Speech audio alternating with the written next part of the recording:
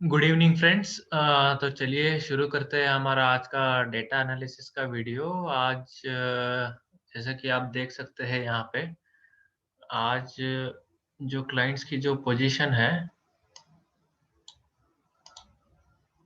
Clients की position देखे हुए तो आज उन्होंने लॉन्ग्स ऐड किए हुए हैं और शॉर्ट्स कवर किया हुआ है, तो उनका नेट पोजीशन लॉन्ग साइड पे है। निफ्टी इंडेक्स फ्यूचर्स में इनका नेट पोजीशन लॉन्ग साइड पे है और डीआईएस का नेट इंडेक्स फ्यूचर आज उन्होंने शॉर्ट्स ऐड किए हुए हैं, तो उनका नेट शॉर्ट एडिशन आज हुआ है और एफआईआईज ने करीबन 3000 कॉन्ट्रैक्ट्स लॉन्ग किया है और तकरीबन 3850 कॉन्ट्रैक्ट शॉर्ट किया है, तो नेट नेट बेसिस पे इनका भी शॉर्ट व्यू है। सिमिलरली प्रो ने तो हेवीली शॉर्ट एडिशन किया है, तो जितना जितना ये आज रिटेलर बाय करके गया है, ये सारा का सारा सप्लाई यहाँ प्रो से आया है, तो आप देख सकते हो 10,000 और 8,000 और थोड़ा बहुत सप्लाई ये यहाँ पे इनसे एफआईआईज के तरफ से भी आई है। तो आप देख सकते हो कि एफआईआईज और प्रोस दोनों अपने लॉन्ग बिल्डअप जारी है इनकी, और कंपेयर टू दैट क्लाइंट्स एक अकेला एक ऐसा क्या बोलते हैं इसे, महारथी है जो अपना लॉन्ग पे लॉन्ग ऐड किए जा रहा है। तो समझ सकते हो फ्रेंड्स, तो ये रेशियो कल को जाके 3:1 बनने वाला है। मतलब जब निफ्टी फॉल आएगा, the only person who will be losing is ये क्लाइंट, अगर फॉल आया तो। सो नेट पोजीशन आप यहाँ पे देख सकते हैं, क्लाइंट का नेट अभी भी ये फ्यूचर इंडेक्स फ्यूचर में ये लॉन्ग है, 32,000 कॉन्ट्रैक्ट लॉन्ग है।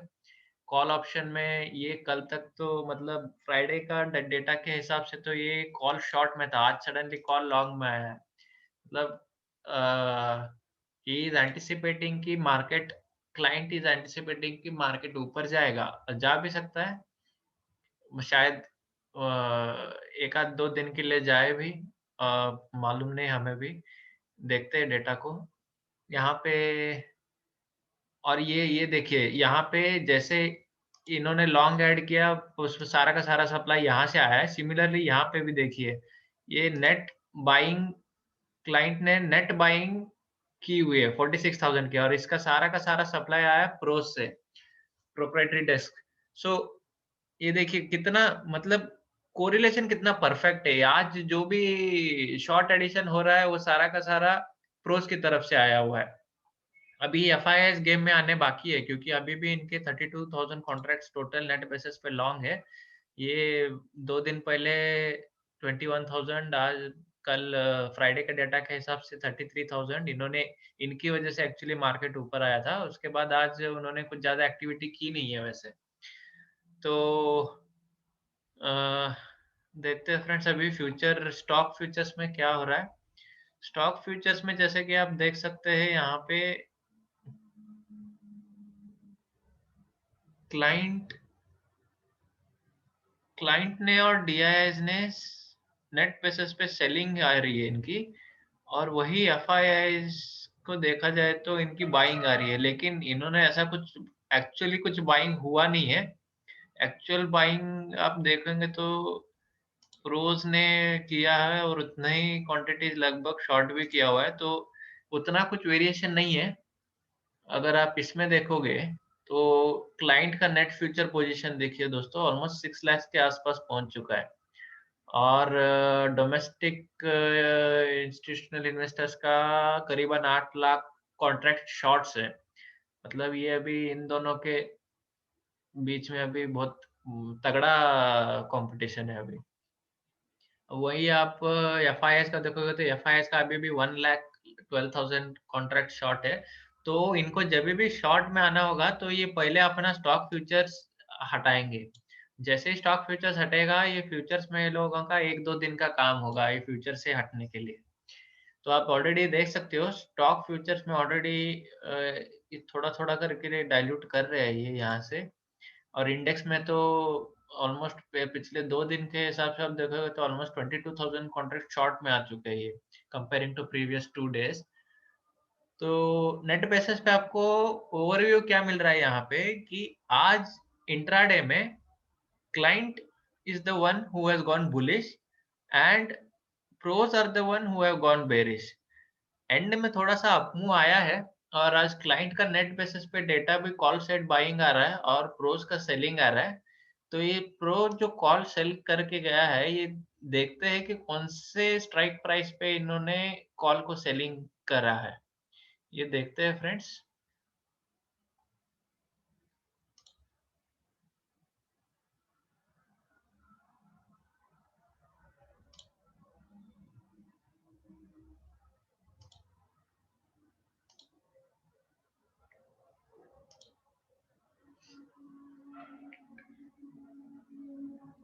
लोडिंग, एक मिनट इसका। चलिए फ्रेंड्स, यहाँ पे सबसे ज्यादा ओपन इंटरेस्ट बिल्डअप तो 15,000 पे हुआ है। तो this is definitely the level where pros have sold their calls. In Nifty, this might be the level where pros have sold their calls, and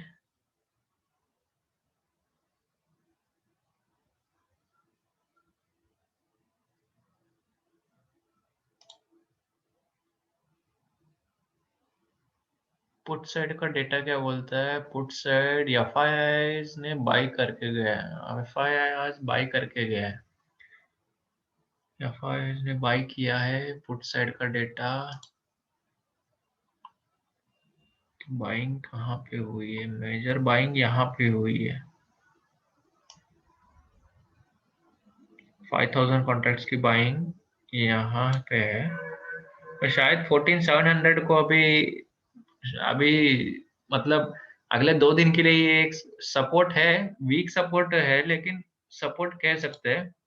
पता नहीं अभी अगले 2 दिन में ये कितना तगड़ा सपोर्ट बन के उभर कर आएगा, ये अभी देखना पड़ेगा, क्योंकि कॉन्ट्रैक्ट्स लगभग यहाँ पे भी उतने ही है।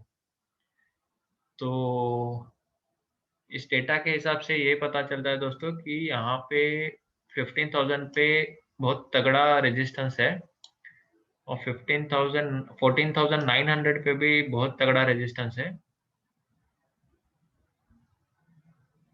तो मार्केट को थोड़ी दिक्कत होनी चाहिए ऊपर ले जाते समय। अभी बैंक निफ्टी का डेटा भी एक बार देख लेते हैं क्या कहता है।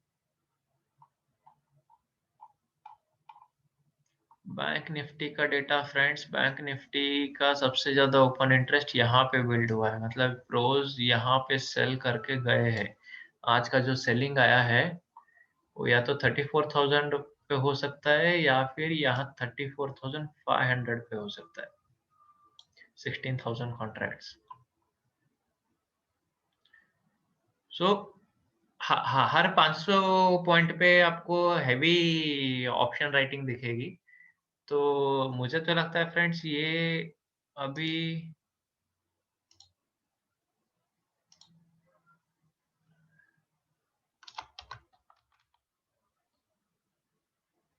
निफ्टी बैंक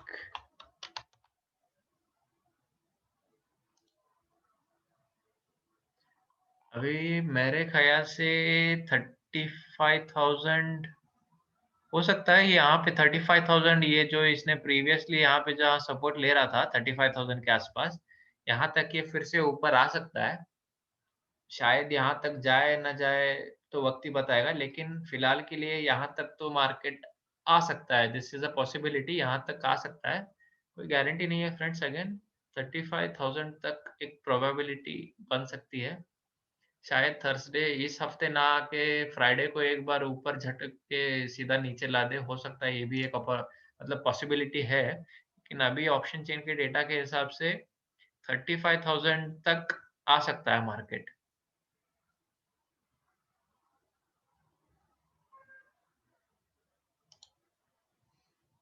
तो दोस्तों ये हुआ आज का निफ्टी का डेटा एनालिसिस। ये डेटा पॉइंट्स के हिसाब से देख लीजिए फ्रेंड्स कि अभी the only person who is going long very heavily bullish is client. There is no other player who is going that bullish. So this is the reason why I'm telling you कि market will slow down. अभी कोई भी up move आएगा तो उसमें bye करने की opportunity ना देख के शॉर्ट करने की अपॉर्चुनिटी देखिए। यही एक रीजन था कि डेटा वन साइडेड होते जा रहा है, क्लाइंट बुलिश होते जा रहा है, जबकि डीआईएस और प्रोस सेलिंग साइड पे आ रहे हैं। अभी तक एफआईएस पूरा सेलिंग साइड पे नहीं आया, जिसके वजह से अभी तक मोमेंटम जो मार्केट को मिलना चाहिए वो अभी तक इसीलिए नहीं मिला क्योंकि अब तक इसे एफआईएस होल्ड करके पकड़ के बैठे हैं अभी तक। तो जिस दिन इन्होंने हाथ छोड़ दिया, जिस दिन ये शॉर्ट साइड आ गए, ये सारे कॉन्ट्रैक्ट जब नील होके नेगेटिव साइड बिल्डअप होने लग गए, और जिस दिन यहाँ पे कॉन्ट्रैक्ट आपको और बुलिश दिखेगा ना, समझ लीजिए दैट इज लाइक डूम्सडे। आपको शायद पिछला साल का मार्च रिपीट हो सकता है। अभी लॉकडाउन का न्यूज़ भी सुनने को मिल रहा है। अभी कंफर्मेशन कितना सही है, कितना गलत है तो अभी वक्त ही बताएगा, लेकिन so news is around the corner.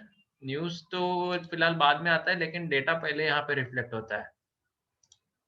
तो फ्रेंड्स चलिए, अभी डेटा हमने एनालिसिस देख लिया, अभी कुछ स्टॉक एनालिसिस देखते हैं।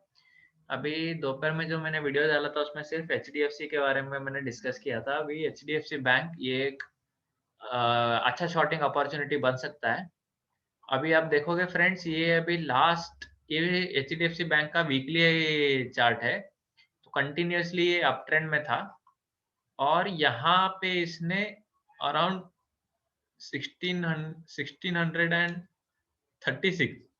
1636 के आसपास इसने 1640 का इसने हाई लगाया था। उसके बाद ये नीचे ही आते आ रहा है। वीकली कैंडल अगर आप देखोगे तो हर कैंडल नीचे ही आते जा रहा है, तो इसमें वीकनेस आई है ऑफ कोर्स। अभी इसने ये जो इसका प्रीवियस यहाँ पे जो बार बार इसने हाई था, इसका पिछला जो हाई था इससे पहले, यहाँ पे इसने दो बार तो इसने यहाँ पे सपोर्ट ले लिया, तीसरी बार यहाँ पे सपोर्ट नहीं ले पाया और यहाँ से ब्रेकडाउन आ गया। अभी ये ब्रेकडाउन जो आया है इसे रिटेस्ट करने वापस जरूर जाएगा, शायद इस हफ्ते जाए या अगले हफ्ते जाए, ये हमें देखना पड़ेगा। लेकिन एक न एक बार इसे ये रिटेस्ट जरूर करेगा। ये रेंज होगा करीबन आसपास 1500 से लेके 1530 तक का रेंज है। ये 1500 टू 1530 तक का रेंज है। यहाँ अगर इस रेंज में आया तो अच्छा शॉर्टिंग अपॉर्चुनिटी बोल सकते हो,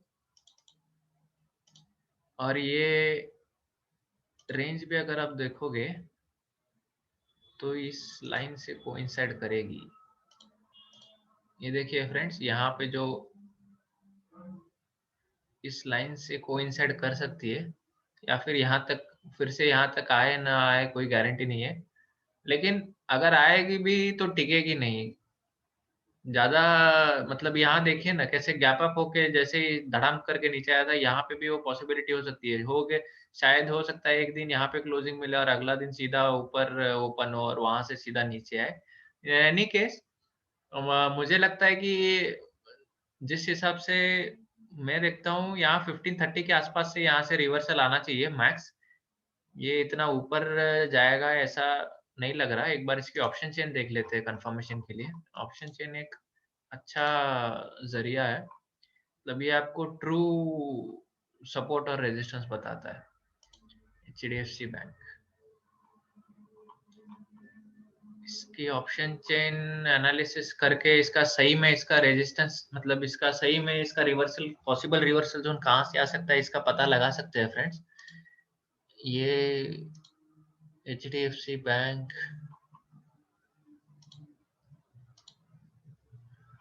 ये इतना देर क्यों लग रहा है?